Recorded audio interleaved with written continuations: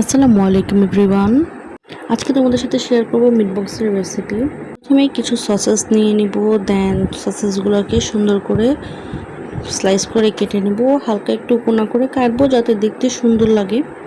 সুন্দর করে কাটা হয়ে গেলে এখন একটা প্যানের মধ্যে 1 টেবিল স্পুন বাটার দিব। এখন কাটা সসেসগুলো দিয়ে দিব, হালকা সুন্দর করে সটে করে নিব যাতে কালারটা রেড রেড হয়ে যায়। দেন সটে করা হয়ে গেলে আমরা এখন এটাকে একটা প্লেটে তুলে নিব। সসেসগুলো তুলে হয়ে গেলে এখন কিছু মিটবল নিয়ে নিব, আমরা চিকেন মিটবল নিব। দেন মিটবলগুলোকে সুন্দর করে কেটে নিব। দেন সেম প্যানের মধ্যে একটু বাটার দিয়ে দিব। এখন মিটবলসগুলো দিয়ে হালকা সুন্দর মতো সটে করে নিব। দেন সটে হয়ে গেলে মিটবলসগুলো তখন হালকা রেড রেড হয়ে যাবে। দেন আমরা মিটবলগুলোকেও তুলে নিব। এখন একটু চিকেন ম্যারিনেট করব, তার জন্য প্রয়োজন হবে ডিফারেন্ট টাইপস অফ সস। প্রথমে 1 টিস্পুনের মতো সয়া সস দিব, then half teaspoon ABC soya sauce, এখন 3 ড্রপসের মতো ওয়েস্টার সস দিব, then half teaspoon BBQ sauce. এখন একটু স্বাদ মতো লবণ দিয়ে দিব, কারণ সসগুলোর মধ্যেও লবণ রয়েছে। এখন একটু গুঁড়ামরিচ দিব, টমেটো সস এবং রসুন বাটা দিয়ে দিব। দেন সুন্দর করে মিক্স করে নিব। এখন এটাকে 30 মিনিটসের মতো রেস্টে রাখবো। দেন এটার মধ্যে একটুখানি কর্নফ্লাওয়ার দিয়ে দিব যাতে এটা ক্রিসপিনেস হয় ভাজার পরে। এখন কর্নফ্লাওয়ারটাও মিক্স করে নিব।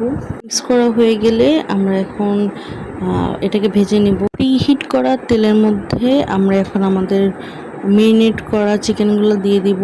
চিকেনগুলো সুন্দর মতো ভাজা হয়ে গেলে, মচমচম করে ভাজা হয়ে গেলে চিকেনগুলোকে তুলে নিব। চিকেনগুলো উঠানো হয়ে গেলে আমরা এখন লাস্টলি ফ্রেঞ্চ ফ্রাইয়ের জন্য আলু রেডি করব। বয়েল করা আলুর মধ্যে লবণ, গুঁড়ামরিচ এবং কর্নফ্লাওয়ার দিয়ে আলুটা মিক্সড করে নিব। দেন এখন আলুগুলো ফ্রাই করে নিব সুন্দর করে, ভাজা ভাজা করে ফ্রেঞ্চ ফ্রাই করে নিব। দেন ভাজা হয়ে গেলে ফ্রেঞ্চ ফ্রাইগুলো তুলে নিব সুন্দর করে সবগুলো একসাথে। তো এখন রেডি হয়ে গেছে আমাদের মিট বক্সের সব ফ্রাইড আইটেমসগুলো। এখন একটা বাটির মধ্যে ফ্রেঞ্চ ফ্রাই, সসেস, চিকেন বলস, দেন ফ্রাইড চিকেনগুলো নিব। দেন মিউনিস দিব, টমেটো কেচাপ দিব। এখন একটা চামচের সাহায্যে সুন্দর করে এটাকে মিক্সড করে নিব। মাখানো হয়ে গেলে আমরা এখন এটাকে সার্ভ করে দিব বাটির মধ্যে। দেন আপনারা চাইলে এটা চিজ দিয়েও সার্ভ করতে পারেন। এখন রেডি হয়ে গেল আমাদের yummy and tasty meat box. So আপনারা বাসায় ট্রাই করে রিভিউ জানিয়েন কেমন হয়েছে। এই দেন আজকের মতো শেষ আমাদের রেসিপি। আল্লাহ হাফেজ।